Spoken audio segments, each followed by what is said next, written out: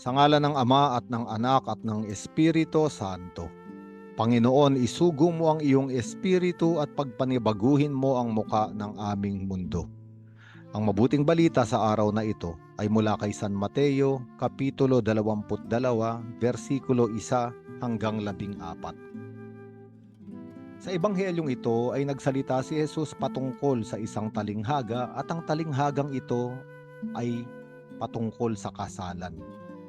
At sinabi niya na ang kaharian ng langit ay katulad ng isang haring nagdaos ng isang handaan para sa kasal ng kanyang anak na lalaki.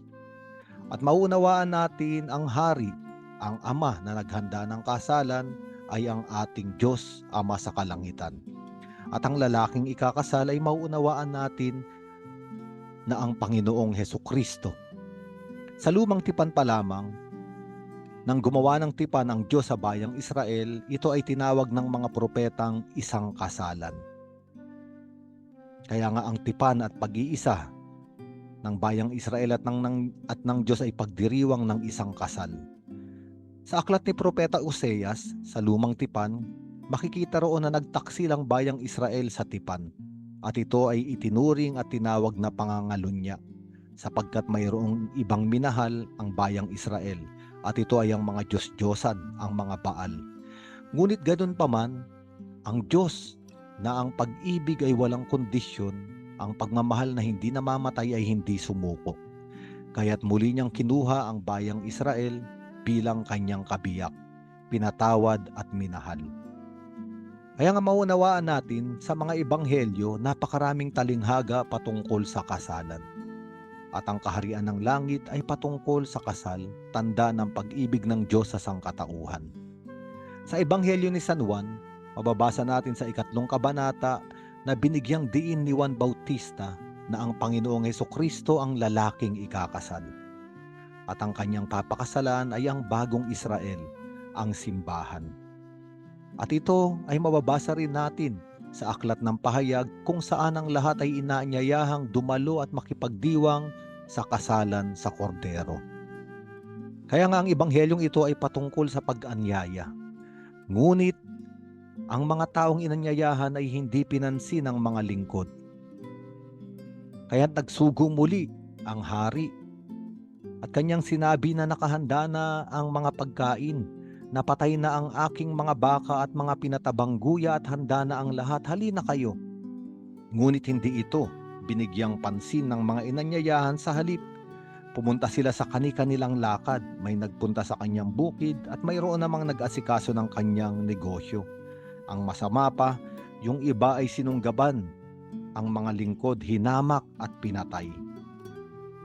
Mauunawaan natin na sa lumang tipan pa lamang hanggang sa pagdating ng ating Panginoong Hesukristo, nag-aanyaya ang Diyos na makipagdiwang sa kasalan, ipagdiwang ang pag-ibig.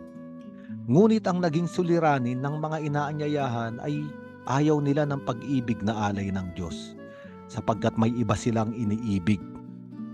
Inilarawan nga sa ebanghelyong ito, yung isa ang iniibig niya ay ang kanyang bukid. Yung isa naman ang iniibig niya at minamahal ay ang kanyang negosyo. Ang ibig sabihin, mga taong walang pag-ibig sa Diyos, mga taong ayaw makipagdiwang ng pag-ibig sa Diyos sapagkat may ibang ipinagdiriwang, may ibang pag-ibig.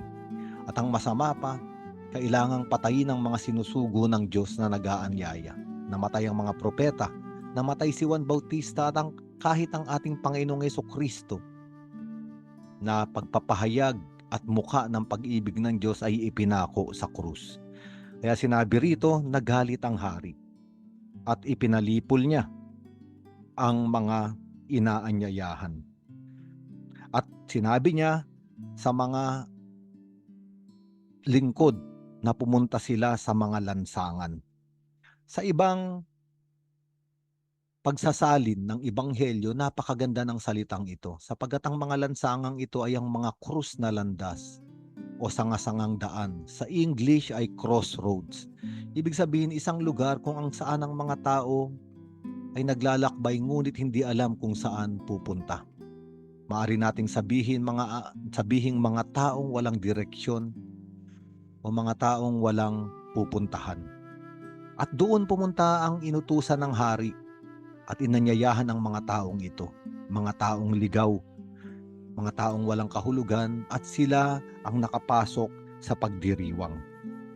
Napakaganda sapagkat minsan yung mga taong sigurado na ang pupuntahan sa buhay sapagkat nakaplano na ang lahat. Mayroon ng negosyo, mayroon ng kayamanan, mayroon ng tagumpay na hawak. Ito yung mga taong hindi na kailangan ng imbitasyon ng Diyos. Ito yung mga tao na ayon sa ating talinghaga ay ayaw nang makipagdiwang sa Diyos sapagkat nagdiriwang na sila. Ngunit ang mga taong nasa krus na landas sa sangasangang daan, mga taong ligaw, walang taong wala pang patutunguhan o mga taong wala pang mararating o narating, ito yung mga taong nakapasok sa pagdiriwang. Napakaganda ng talinghagang ito sapagkat sa araw na ito, kung nakikita natin na ang buhay natin ay walang pupuntahan, tayo ay nasa krus na landas, nalilito, naliligaw, hindi alam ang desisyon na ating gagawin. Ito ay mga hudyat na tayo ay inaanyayahan patungo sa pagdiriwang ng pag-ibig ng Diyos. Kaya nga noong nagdiriwang na sila, ayon sa ebanghelyong ito, nakapasok na ang lahat, ngunit may nakita ang hari na isang tao na hindi nakadamit pang kasal. Ibig sabihin, naroon siya, ngunit wala siyang katibayan upang maging karapat-dapat sa pagdiriwang. Sa aklat ng pahayag, makikita natin na ang mga taong inanyayahan sa kasalan ng kordero ay mga taong nakadamit ng puting-puti. At ayon sa aklat ng pahayag, sapagkat sila ay puting-puti dahil hinugasan sila ng dugo ng kordero. Ang ibig sabihin, ito yung mga taong hinugasan ng pag-ibig ng Diyos, nilinis, sa madaling salita ay pinatawad sa kanilang mga kasalanan. Ang tao sa ebanghelyo na ating pinagninilayan ngayon ay isang taong walang karanasan ng pag-ibig at pagpapatawad ng Diyos. Kaya nga hindi siya karapat-dapat doon. Siya ay tinalian at inilabas, at doon sa labas ay manggagalit ang kanyang ngipin, ayon sa mabuting balita, sapagkat siya ay maninibugho o maiinggit sa mga taong nagdiriwang. Napakagandang ebanghelyo sapagkat tayong lahat na napatawad, nakaranas ng pag-ibig ng Diyos, nahugasan, lalo pa nga nung tinanggap natin ang sakramento ng binyag, tayong lahat ay karapat-dapat sa pagdiriwang. Kaya nga sa araw na ito, kailangan nating isuot muli ang damit na pangkasal. Isang puting damit, tanda ng pag-ibig at paghuhugas ng Diyos sa atin. At tayong lahat ay inaanyayahan sa isang buhay na punong-puno ng pagdiriwang. Ang buhay ng isang Kristiyano, ng isang anak ng Diyos, ay hindi buhay ng kalungkutan. Hindi buhay na puno ng dalamhati at pagluha. Ang buhay ng isang Kristiyano ay palagi ang pagdiriwang. At pagdiriwang sapagkat sa krus na landas, noong tayo ay naliligaw, noong tayo ay nalilito, noong tayo ay walang nararating, noong hindi natin alam ang layunin ng ating buhay, doon natin natagpuan o doon tayo natagpuan ng pag-ibig ng Diyos. Sa araw na ito, may layunin na ang ating buhay. Alam na natin ang tatahaking landas, at ito ay pagsunod sa ating Panginoong Hesus, ang lalaking ikakasal, ang lalaking nagpakasal sa sangkatauhan, ang lalaking tumanggap sa atin kahit sino man tayo.